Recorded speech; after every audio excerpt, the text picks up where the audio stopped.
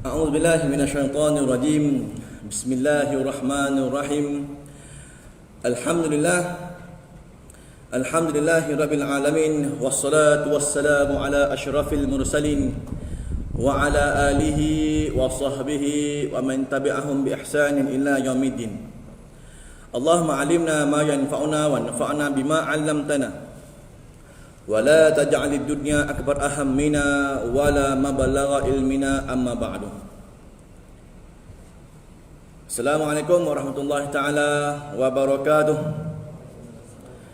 Yang dimuliakan barisan ahli jawatankuasa Masjid Sungai Ramal Luar Kajang, muslimin, tak ada muslimat ya, para jemaah yang dihormati oleh Allah Subhanahu wa taala sekalian. Alhamdulillah, kita merafakkan setinggi-tinggi kesyukuran kepada Allah Subhanahu wa taala atas segala limpah kurnia serta inayah dan juga kesihatan yang diberikan oleh Allah taala kepada kita.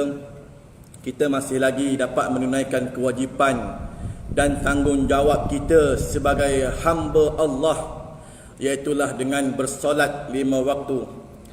Dan pada malam ini kita dapat bersolat secara berjemaah dalam waktu solat maghrib di Masjid Sungai Ramal Luar Kajang ini.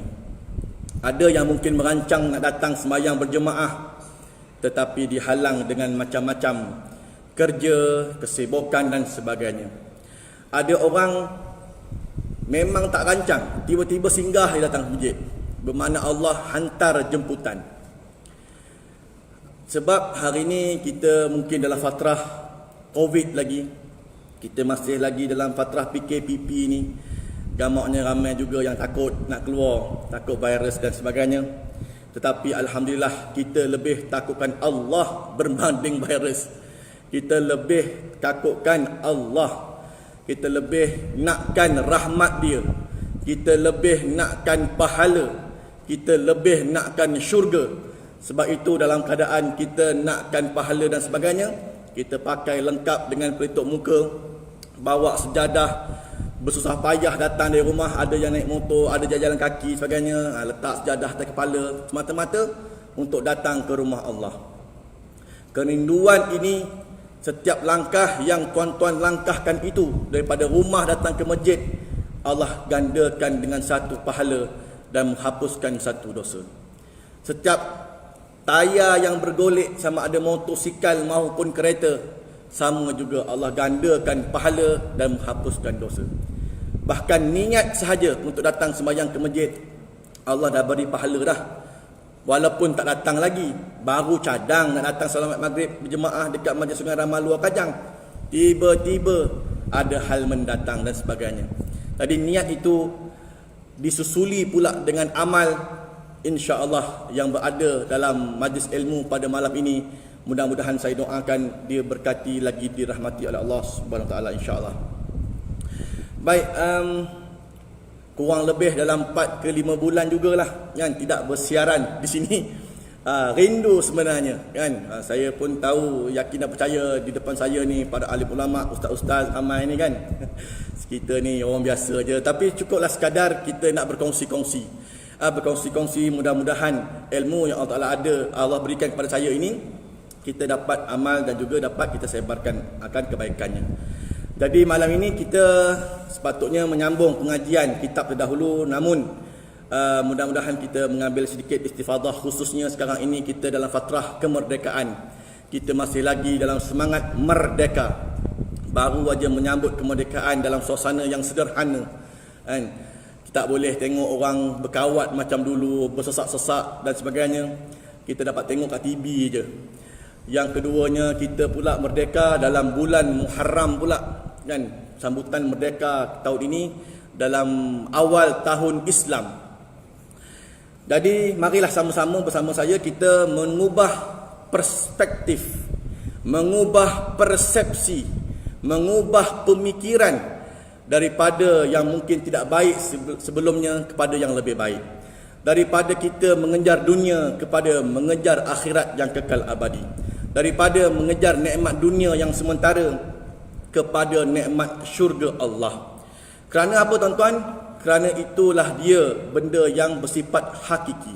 Syurga dan neraka Allah ini benda yang kekal abadi, benda yang hakiki yang kita semua akan melihat sama ada tempat kita di syurga maupun di neraka, na'udzubillah. Kerana apa? Kerana hari ini kita dilalaikan dengan dunia. Sebab dunia ini bersifat khayalan semata-mata, tidak kekal selamanya. Dulu kita umur 20 tahun kita rasa hebat, kita rasa kuat. Sekarang umur dah 60, kita rasa naik tangga masjid pun dah tak larat. Dulu kita masih rasa muda, kita rasa kita ni cantik dan lawa. Tapi bila kita meningkat tua, kecantikan itu hilang daripada kita. Buburlah bedak tebal 2 inci pun, kalau dah tua-tua juga, tak ada ubah apa-apa pun. Kalau kita lihat dulu pelakon-pelakon hebat zaman-zaman 50-an, 60-an yang mungkin masih hidup lagi, pada zaman sekarang ini kita lihat dulu artis berlakon jadi hero, heroin semata-mata kan. Semua hero je kan. Tak ada berlakon sampingan pun tak ada. Sebab apa? Kecantikan yang ada pada dia. Hari ni kalau dijemput berlakon juga tapi jadi hantu. Jadi bibi je kan. Jadi orang gaji siram pokok bunga, itu je lah yang boleh. Kan, itu pun berlakon dengan pekak-pekak kan. Apa dia? Berlakon juga tapi dah tak pun nak laku dah. Itulah namanya khayalan. Kita lihat kat cermin itu menghayalkan kita. Begitulah ibaratnya. Oleh demikian, marilah sama-sama kita mengejar kebahagiaan yang abadi. Kebahagiaan ini tuan-tuan, Allah Ta'ala berikan kepada mereka yang mencari kebahagiaan. Kita hari ini dah mula merasai kebahagiaan mula hilang sikit demi sikit. Bahkan kita rasa keluarga tu ada, tetapi keberkatan itu mula tak ada. Di zaman Rasulullah SAW, Rasulullah pernah didatangi oleh Jibril AS. Ketika mana di hujung-hujung sakit yang membawa kepada kematian ataupun kewafatan Nabi Muhammad SAW, Jibril AS turun kepada Nabi Muhammad SAW untuk berziarah.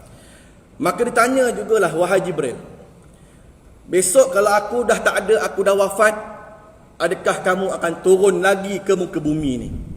Sekarang ni mungkinlah kamu turun sebab kamu bawa wahyu daripada Allah Ta'ala, aku pun ada. Lepas aku wafat ni, ada ke tidak kamu turun lagi ke muka bumi ini? Maka kata Jibril, ya, aku akan turun ke muka bumi ini dan akan menarik 10 mutiara. Asyarat jawahir kan, kata Jibril AS, 10 mutiara yang aku akan tarik daripada muka bumi. Bukan menyampaikan wahyu, tapi menarik 10 mutiara di muka bumi ini. Yang pertama sekali kata Jibril AS, aku akan menarik keberkatan. Keberkatan makin hilang. Kita pun perasan hari ni, mungkin kita hari ni duit banyak, tapi rasa macam tak cukup aja kan. Tambah pula hari ni mungkin kita dalam fatrah PKP ni kan, masih lagi orang yang hilang kerja hari tu, tak dapat kerja lagi hari ni, mencari lagi kerja, susah hidup. Umur dah meningkat, baru nak apply masuk kerja, syarikat pun tak nak ambil. Dia pun nak buang lagi orang ada kan, tak nak ambil dah. Kalau boleh nak mengurangkan pekerja. Jadi kadang-kadang rezeki kita Allah Ta'ala berikan sikit aja, income kita ni. Tetapi kenapa rasa cukup? Kerana keberkatan. Ada orang dirasa duit banyak tapi tak berkat, susah hati. Lagi kaya lagi susah hati. Pasang CCTV penuh sampai ke jamban pun pasang. punya takutnya kan kalau sekiranya ada orang rompak dan sebagainya. CCTV penuh satu rumah. Hire pula bodyguard, hire pula orang untuk jaga keselamatan. Jalan berkepit aja kan 5-6 orang. Takut. Jadi di manakah rasa keseronokan menjadi orang kaya? Duit banyak tapi takut. Jadi itu yang pertamanya, keberkatan ditarik oleh Jibril AS. Yang kedua, sifat kasih sayang daripada hati makhluk. Mahabbah hari ini semakin lama semakin menghilang. Kasih sayang antara suami isteri semakin lama semakin pudar. Dulu kita baru nak kahwin, kita cari cincin tunang kan. Kemudian kita cari wedding ring, cincin kahwin. Hidup 10 tahun, dia dapat pula suffer ring. Ring juga kan, cincin juga tapi suffer kan, suffer ring. Dulu masa nak kahwin berkompang-kompang, 5 tahun kahwin berlempang-lempang. Itulah dia. Ya. Jadi kasih sayang semakin lama semakin hilang. Yang ketiga, sifat silaturrahim antara sanak saudara. Silaturrahim antara sanak saudara semakin hilang. Kalau kita lihat hari ini punya trend, kita lebih menyibukkan WhatsApp group. Kita lebih sibukkan kawan-kawan yang mungkin sekampung. Kita lebih sibukkan alumni-alumni. Kita lebih sibukkan geng-geng memancing kita. Kita lagi sibukkan geng-geng motor besar kita. Kita rasa geng motor besar itu aku punya family, kan? Macam brotherhood sehidup semati ni. Sedangkan mak saudara di kampung kita tak pernah pun jenguk balik. Anak-anak saudara tak balik pun tengok pak saudara, mak saudara. Contoh kita berkeluarga, kita ada mak mertua. Mak mertua dengan mak saudara, tarafnya lebih tinggi mak saudara.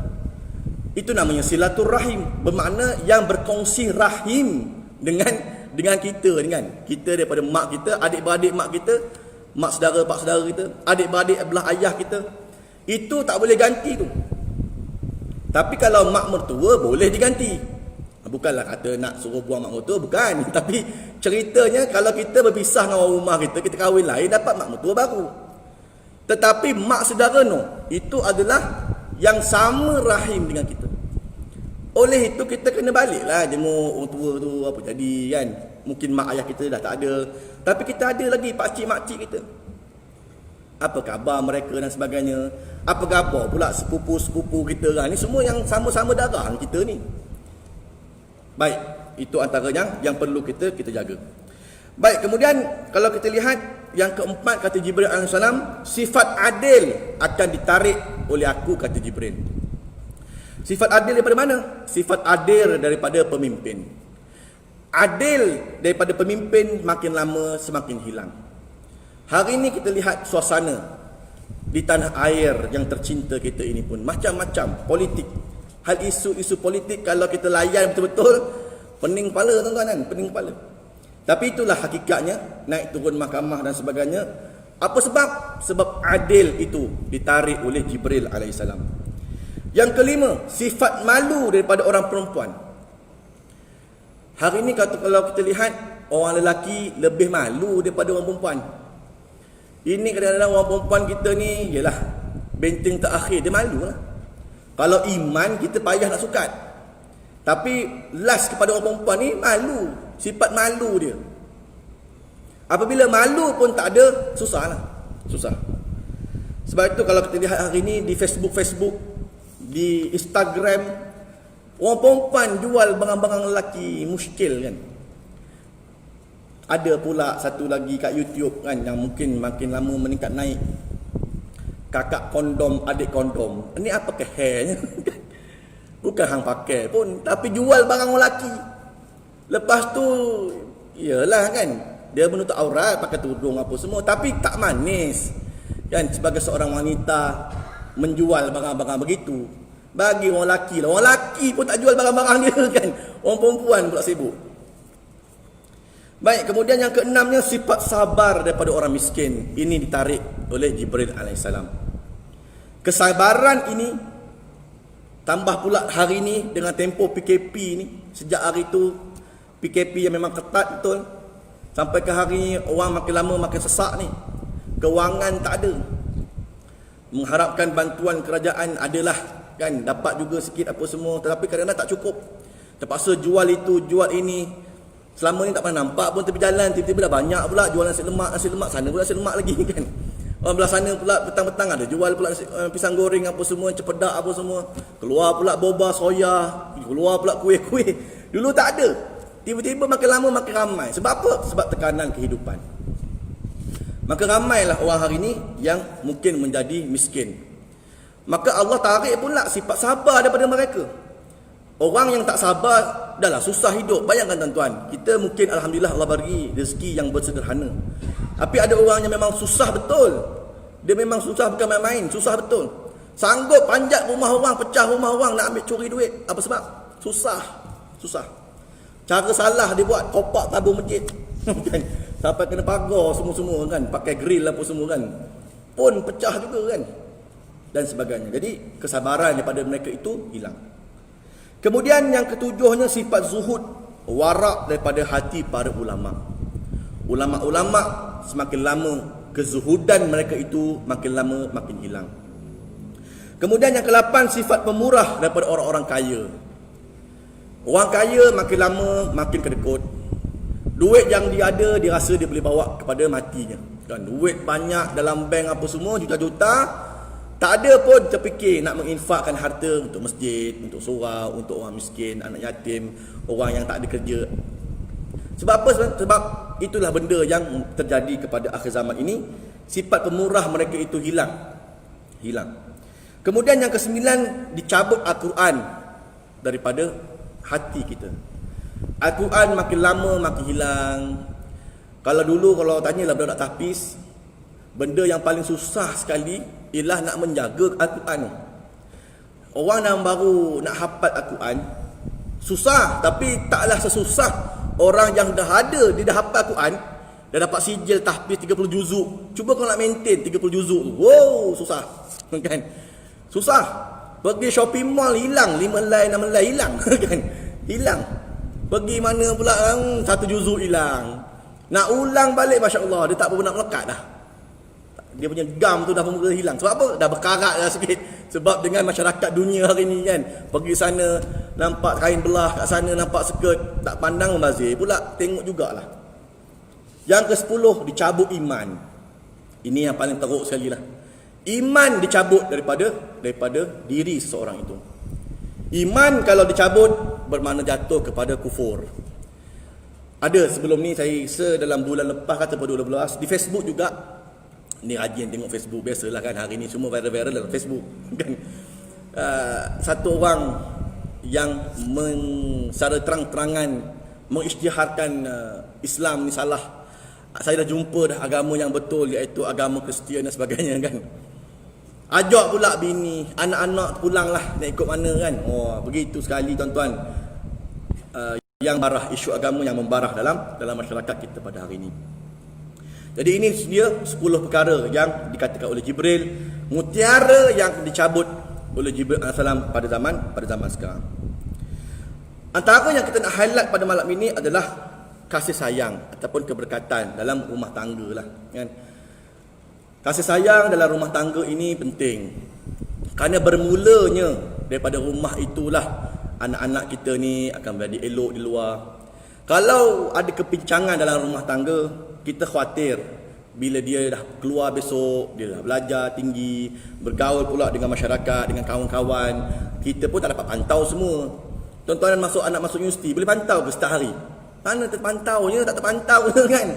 Dah tahu kadang-kadang ada orang ni bohong kita juga. Kat mana ni? Ada makan ni mak, dekat kolej ni, tengah makan. Padahal tahu gimana shopping apa semua, tambah cuti kan. Kalau anak tak balik tu something wrong lah tu kan. Kenapa tak nak balik? Oh nak study. Oh ya kena study kan.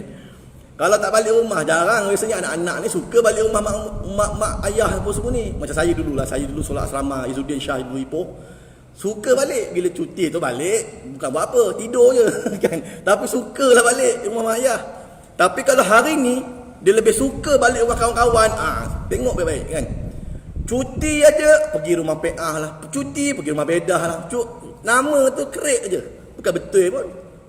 Sebab itulah pemantauan daripada ibu bapa untuk anak-anak pada hari ini perlu diperketatkan. Kita lihatlah tuan-tuan, apa yang berlaku dalam institusi rumah tangga. Kan kajian daripada JAKIM lah, ni JAKIM punya kajian. Tiap-tiap tahun kurang lebih dalam 150,000 pasangan berkahwin. Alhamdulillah. Kan mereka ini ada kesedaran, kan orang muda, budak muda kita ni, daripada berpeleseran entah mana-mana naik motor kan. Tengok baru-baru ni ambang merdeka. Apa yang berlaku? Kita dah memang set dah, bila merdeka je dapat agama mesti buat kerja lah, confirm kan. Pergilah mana-mana, pelusuk tepi laut, tepi pantai, tepi pagar, tepi pokoknya macam-macam ada macam-macam kes dan sebagainya. Jadi di KL pun macam-macam. Baru-baru ni kita lihat jugalah dalam harian metro apa semua kan, memang ada kan, tangkap pasangan khalwat dan sebagainya. Jadi orang yang nak berkahwin, kalau anak kita ada anak yang muda kan, umur baru dah habis dah kolej, baru habis universiti, degree apa semua. Kalau dia kata dia luahkan hati, mak ayah nak kahwin, kita segerakanlah, kan, segerakan. Kita tak nak menghalang-menghalang, akhirnya mereka rasa susah kahwin. Lalas dia orang ikutlah buaya peran, gila peran dia orang tu kan, payah kan. Jadi kalau kita lihat kajian 190,000 yang berkahwin, alhamdulillah dalam tempoh 10 tahun. Dalam tempoh 10 tahun aja direkodkan lebih 144,000 kes penceraian. Yang kahwin ramai, yang bercerai pun ramai. Yang bercerai pun ramai. Bermakna 12,000 perceraian kurang lebih setahun. 2,000 kes sebulan perceraian berlaku. Kalau ikutkan rasio nisbahnya, 15 minit satu perceraian berlaku. Saya dah bagi kurang lebih tazkirah ni 15 minit ni, ada seorang bercerai. Kurang lebih lah rasio tuan-tuan. Yang kahwin ramai, tapi yang berpisah pun ramai. Kalau kita lihat apa masalahnya? Sebab kasih sayang itu makin lama makin pudar. Kalau kita lihat data di JAKIM, lapas cerai sahaja kurang lebih dalam 18,000 yang melaporkan cerai di mahkamah syariah apa semua. Fasakh ada 5,000. Fasakh 5,000. Bermakna yang perempuan tuntut kesuamian, perempuan tak puas hati dengan suami, aku ceraikan kau, tak boleh. Pasal kau secerai pada suami. Macam mana kau nak buat? Pergi mahkamah, tuntut fasakh. Kemudian taklid.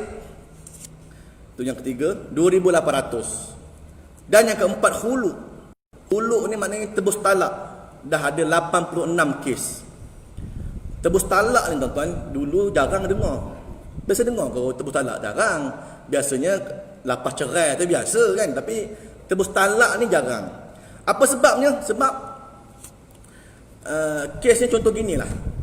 Contohnya kita dalam majlis reunion semulalah bersama dengan alumni dulu kan. Dulu dah 20 tahun tak jumpa, zaman-zaman kita SPM dulu, sekolah menengah. Sekarang ni jumpa balik, masing-masing ada yang doktor, ada yang pensyarah, ada yang kerja macam-macam lah. Tapi bila kita reunion, tengok pula, tengok si PA tu, kenapa? Lawa lah pula, dulu masa zaman sekolah comot aja kan. Siapa pun tak memandang, sekarang ni bukan main lagi kan. Orang kasut tinggi, yang cantik bukan main. Sudah kan.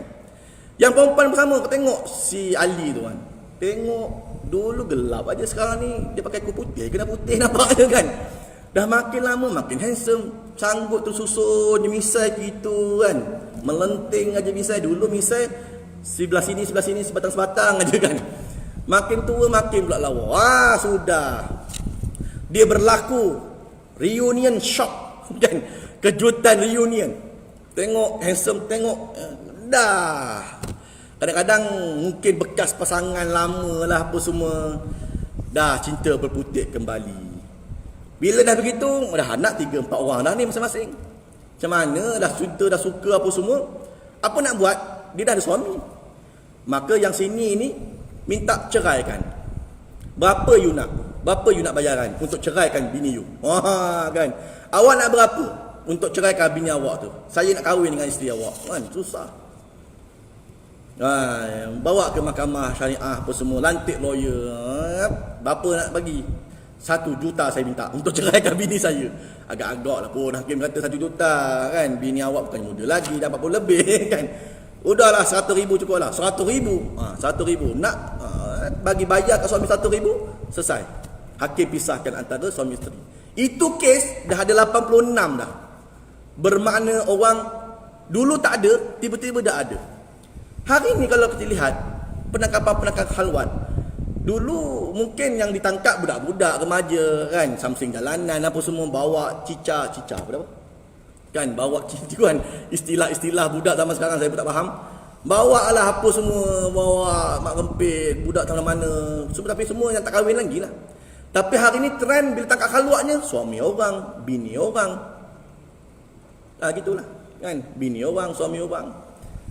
Yang baru tangkap kat Melaka baru ni kan, baru nak bincang perkahwinan lah, tapi dalam bilik hotel kan. Ada yang sorong motor masuk hotel pun ada, nak tangkap, dia takut kena khalwat. Motor masuk hotel, punyalah kan. Masya Allah. Jadi tu antara cerita pada zaman sekarang ni berlaku. Hadirin yang dirahmati Allah SWT sekalian. Jadi inilah dia antara benda-benda yang kita katakan semakin hilang kasih sayang. Kenapa? Kerana itu adalah mutiara. Kasih sayang ni mutiara yang ada di muka bumi ini ditarik oleh Jibril AS. Baik, kemudian kita nak tengok pula berkaitan dengan matlamat kehidupan kita. Kita nak bawa keluarga kita ini supaya sama-sama boleh bersama kita besok di syurga. Hari ni kalau kita tanya dengan kawan-kawan kita, macam mana anak kau tu nak bawa ke mana lepas SPM ni? Al-maklum tahun ni SPM dilanjakkan ke tahun depan. Habis SPM nanti nak ke mana? Dah rancang masing-masing dia. Oh, anak aku lepas SPM. Lepas SPM anak aku nak masuk. Aku nak suruh dia pergi ke overseas lah, kan? Pergi sama belajar lah kat Mesir ke mana. Sambung masuk syubra ke, kan? Lepas tu tahfiz Quran. Lepas tu dia sambung pula master dia, kan? Kat Morocco ke, kan? Ambil PhD pula dekat Oxford ke, gitulah. Lepas tu jadi orang hebat lah, masuk jadi pensyarah apa semua. Okey. Yang ni, kau pula anak kau nak pergi ke mana? Oh, anak aku ni taklah bijak sangat, tapi dia tu ada kemahiran. Aku rasa aku nak suruh dia belajar badminton, kan? Suruh masuk sukan hebat, kan? Lepas badminton nanti boleh satu hari nanti boleh ganti Lee Chong Wei, kan? Dia nak suruh anak dia main hebat. Tapi jarang kita dengar bila tanya dengan kawan-kawan, macam mana anak kau ni lepas SPM? Anak aku ni aku nak suruh dia masuk syurga je lah. Kan? Biarlah masuk syurga dah, selesai masalah aku, kan? Dia nak channel ke syurga je, biar jadi orang baik cukup lah, kan? Tak kisahlah apa pun dia nak jadi orang anak yang baik, lepas tu dia boleh masuk syurga besok. Jarang dengar macam tu, kan? Bunyi macam nak suruh channel masuk syurga tu macam nak macam cepat aja gaya je, kan? Tapi ceritanya itulah dia. Sebab apa tuan-tuan? Sebab kita nak bincangkan adalah kita nak mengejar hakikat ke syurga yang kekal abadi itu. Kita nak kalau boleh, kita keluarga di dunia ini kita boleh bersama besok di syurga. Persoalannya, boleh ke kita bersama berkumpul semula di syurga? Ada satu hadis qudsi, kan? Ada satu hadis qudsi di mana Allah Taala berfirman, aku telah sediakan nikmat syurga untuk hamba-hambaku yang soleh. Nikmat yang mana kata Allah, syurga ini tidak pernah terpandang oleh mata, terdengar oleh telinga, dan tidak pernah terdetik pun oleh hati mereka. Begitu hebat sekali syurga yang Allah nak bagi kepada hamba-hamba yang soleh. Satu ketika mana Allah Ta'ala dah menyiapkan syurga dengan neraka, Allah Ta'ala telah meminta Jibril AS, wahai Jibril, ya, aku nak kau pergi terbang ke semua syurga yang telah aku sediakan. Syurga. Kemudian aku nak kau beri komentar semua tingkat syurga yang aku sediakan untuk hamba-hambaku yang beriman. Jibril pun mengembangkan kepalanya dan terbang melihat syurga satu persatu. Jibril ini tuan-tuan, kalau kita lihat susuk tubuhnya, pernah satu ketika, ni cerita dalam cerita ni, kan? Cerita dalam cerita. Satu hari Nabi pernah jumpa masa Isra Mi'raj. Nabi pernah kata, wahai Jibril, aku tengok kau ni besar dah, kan?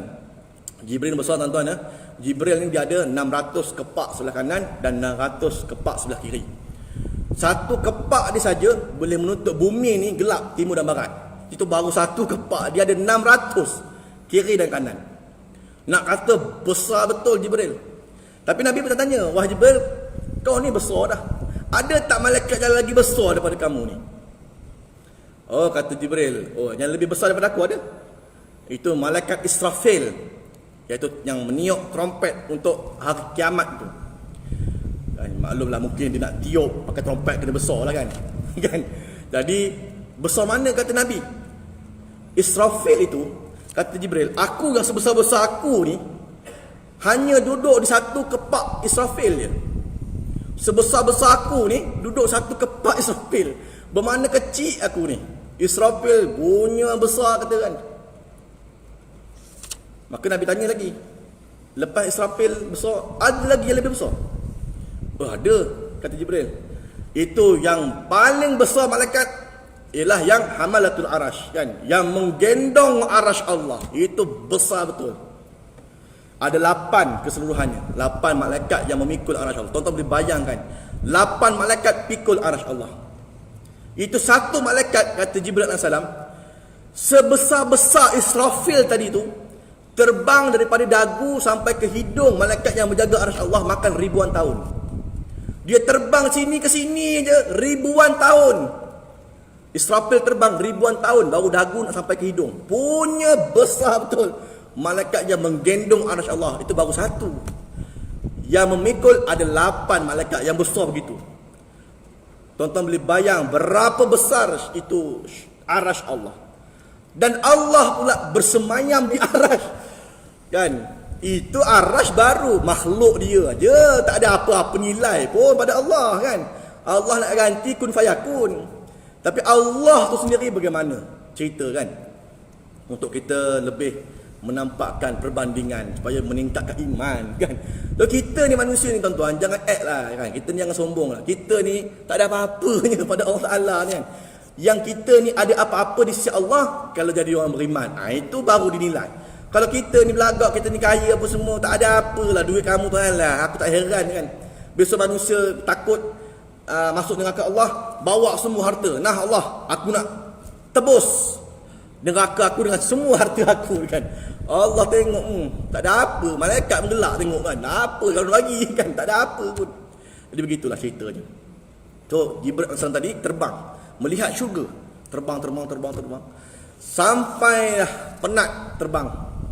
Bagaimana Jibril? Syurga aku, kata Allah. Masya Allah kata kan. Subhanallah. Maha suci engkau ya Allah. Ini macam punya syurga. Kalau manusia tengok, manusia confirm nak masuk. Confirm nak masuknya. Kalau manusia tengok, confirm nak masuk. Sebab kenikmatan yang tidak terbayang oleh akal manusia. Tiba-tiba Allah salut pula syurga tadi ni. Allah salut syurga dengan perintah solat, dengan bayar zakat, dengan menutup aurat, dengan taat ibu bapa, dengan menjadi hubung baik silaturahim, dengan macam-macam perintah Allah bagi pada kita ni untuk dapatkan syurga Allah. Maka Jibril AS tengok dengan hias dengan cover yang ada pada syurga ni, tengok Allah. Kalau beginilah ya Allah punya banyak perintah-perintah, aku takut ya Allah satu manusia pun tak boleh masuk syurga kan, kata Jibril. Sebab perintah Allah ni banyak tuan. Nak menjauhi yang mungkar, mendekatkan diri pada amal ma'ruf, ni bukan benda yang mudah. Bukan benda yang mudah. Tapi kita sebagai orang yang beriman, kita berusaha. Kemudian Allah Ta'ala mencipta pula api neraka. Cipta neraka pula bertingkat-tingkat. Maka Jibril terbang pula tengok. Kau bagi komen sikit aku pasal neraka yang buat. Jibril tengok, dah habis penat terbang, jumpa Allah balik. Ya Allah, kalau beginilah neraka yang kau ciptakan untuk hamba-Mu yang ingkar kepadamu. Tengok neraka. Kalau manusia tengok, satu manusia confirm tak nak masuk. Sebab penuh dengan seksaan dan sebagainya. Tiba-tiba Allah balut pula neraka tadi dengan keseronokan dunia, dengan wanita, dengan benda-benda yang boleh melalaikan harta, pangkat, darjat, semua di cover pada neraka ni. Maka kata Jibril, kalau beginilah balutan yang ada pada neraka, aku takut ya Allah, kata Jibril, semua manusia terjun masuk neraka kan. Sebab aku takut manusia semua lalai dan leka dan terjun semua, mengaut semua habuan-habuan yang telah engkau balut pada neraka tadi. Jadi ini contoh perbandingan antara syurga dan juga neraka. Syurga ni tuan-tuan, macam Allah kata tadi, tidak terlihat, tidak terpandang oleh mata, tak terdengar oleh telinga dan tidak terfikir pun oleh akal manusia. Sebab itulah kalau kita lihat tingkatan-tingkatan syurga, ni nak cerita pasal syurga Allah. Syurga yang paling bawah sekali Allah namakan sebagai syurga khuldi. Bukan buah khuldi itu. Buah khuld itu yang terdapat dalam syurga kan. Sebab apa namanya buah khuld? Khuld tu maksudnya kekal. Kalau syaitan kata, iblis kata, kalau kau makan buah ni kau kekal dalam syurga kan. Rupanya diperdaya oleh syaitan, keluarlah Nabi Adam. Maka syurga yang paling bawah namanya syurga khuldi. Diciptakan oleh Allah Ta'ala daripada marjan merah dan kuning. Penghuninya adalah orang yang taat, menjalankan perintah Allah dan menjauhi larangannya. Itu dalam surah Al-Furqan ayat 15. Penghuni syurga itu adalah yang taat pada perintah Allah dan menjauhi larangannya. Kita dapat khuldi pun alhamdulillah dah, syukur kan. Tak payah nak fikir yang lain. Tapi nak merebut itulah dia. Nak merebut syurga Allah bukan yang mudah. Ya. Satu tingkat atas, syurga yang atas sikit daripada khuldi, nombor 7, itu namanya syurga Al-Maqamul Amin. Syurga Maqamul Amin. Allah ciptakan daripada emas murni. Allah berfirman dalam surah Ad-Dukhan ayat nombor 1 yang bermaksud dihuni oleh orang yang keimanannya telah mencapai muttaqin, yakni orang yang benar-benar bertakwa. Cuba kita tanya diri kita, adakah aku ni seorang yang muttaqin? Benar-benar bertakwa kepada Allah Subhanahu Wa Taala. Wah, ni kena check and balance kan? Kena check balik. Orang yang bertakwa maka dapat duduk di syurga yang ketujuh, namanya Maqamul Amin. Satu tingkat lagi atas, itu namanya syurga Darul Maqamah. Darul Maqamah dicipta daripada permata putih, di mana Allah berfirman dalam surah Fatir ayat 34 hingga 35, dihuni oleh orang yang kebaikannya amat banyak dan sangat jarang berbuat salah. Oh, ini kita ni banyak buat salah, jarang berbaik pula, terbaliklah pula. Ini macam tak ada harapan, nampaknya kan. So, kita sajalah bincang supaya kita meningkatkan iman, kan kita bincang. Kalau kita dia rasa aku ni pahala aku dah banyak dah, oh semayang pun jangan-jarang kan, semayang pun dalam minit dah fikir baik dah kan. Yang kelima, satu tingkat lagi atas, itu namanya syurga Darussalam. Ini masyhur, semua orang tahu kan. Syurga Darussalam diciptakan daripada yakut merah. Yakut merah. Penghuninya, kata Allah dalam surah Al-An'am ayat 127, iaitu orang yang kuat iman dan Islamnya, memperhatikan ayat-ayat Al-Quran serta mengamalkannya dalam kehidupan. Kerana Allah Subhanahu Wa Taala, ini orang penghuni syurga Darussalam, kuat iman dan Islamnya dan mengamalkan ayat Al-Quran. Kalau kita orang yang gitu, insya-Allah ada harapan masuk syurga Darussalam. Yang keempat, satu tingkat lagi ke atas, syurga Ma'wa. Ini pun masyhur juga, iaitu Allah ciptakan daripada zamrud hijau. Bakal penghuninya, kata Allah dalam surah An-Najm ayat 15, orang yang bertakwa kepada Allah. Dalam surah As-Sajdah ayat 19, orang yang beriman dan beramal soleh. Dan ayat daripada surah An-Nazi'at 40 hingga 41, orang yang takut pada kebesaran Allah dan menahan hawa nafsu yang buruk. Inilah orang yang akan menghuni syurga Ma'wa. Yang ketiga, satu tingkat lagi atas, itu namanya syurga Naim. Syurga Naim diciptakan daripada perak putih. Calon penghuninya, Allah berfirman dalam surah Al-Qalam 34, Luqman ayat 8 dan juga surah Al-Hajj ayat 56, orang yang bertakwa dan beramal soleh itu bakal penghuni syurga Naim. Tadi Ustaz bertakwa juga bawah tadi kan. Itu semua Allah yang nilai, bukan kita yang punya kuasa untuk menilai. Satu tingkat lagi atas, iaitu syurga tingkat yang kedua, itu namanya syurga Aden. Syurga Aden ini kalau orang putih disebut sebagai the Garden of Eden, kan? Eden Garden, itulah orang putih punya terma kan, dalam Bible disebut gitu. Syurga Aden diciptakan daripada intan putih. Bakal penghuninya orang yang bertakwa pada Allah, surah An-Nahl ayat 30 sampai 31. Beriman dan beramal soleh, surah Taha 75 sampai 76. Orang yang berbuat baik, Fatir 32 hingga 33. Orang yang sabar dan menginfakkan harta dalam Allah dan juga membalas kejahatan dengan kebaikan, surah Ar-Ra'd ayat 22 sampai 23. Orang buat kita jahat, orang santau kita, orang buat apa-apa kat bisnes kita, orang pelingkup kita, kita balas bagaikan untuk dia. Orang itu dapat syurga yang kedua. Dan yang terakhir, satu tingkat yang paling orang nak rebut, nombor 1 first class, itu namanya syurga Firdaus kan. Itu semua orang nak. Orang hari ni orang sebut paradise, itu syurga Firdaus itu. Sedengar satu kalam sebelum kita menamatkan memberi laluan kepada solat Isyak, iaitulah kalam daripada Imam Al-Ghazali rahimahullah taala, yang satu zikir yang cukup masyhur. Ilahi lastu lil firdausi ahla wala aqwa ala naril jahim fahabali واغفر ذنوبي فإنك غافر ذنبي العظيم. Itu ilahi lastulil firdaus. Maksudnya, wahai Tuhan, aku ni tak layak masuk ke syurga firdausmu. Itu satu syair, satu doa, satu kalam yang cukup tinggi tuan-tuan. Dilapaskan oleh Imam Al-Ghazali tu. Aku pun tak layak masuk syurga. Masya Allah, kita tuan-tuan belum tahu kan. Imam Al-Ghazali duk malam-malam ilahi lastulil firdaus. Masya Allah kan.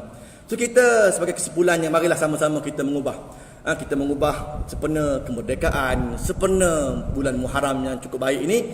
Kita targetkan agar kita ini dapat syurga Allah, dapat merebut syurga Allah. Mudah-mudahan Allah Ta'ala memberi kita jalan, pedoman, jalan yang baik di muka bumi ini, insya-Allah. Aku lakukan hadza wa astaghfirullahalazim li wa lakum.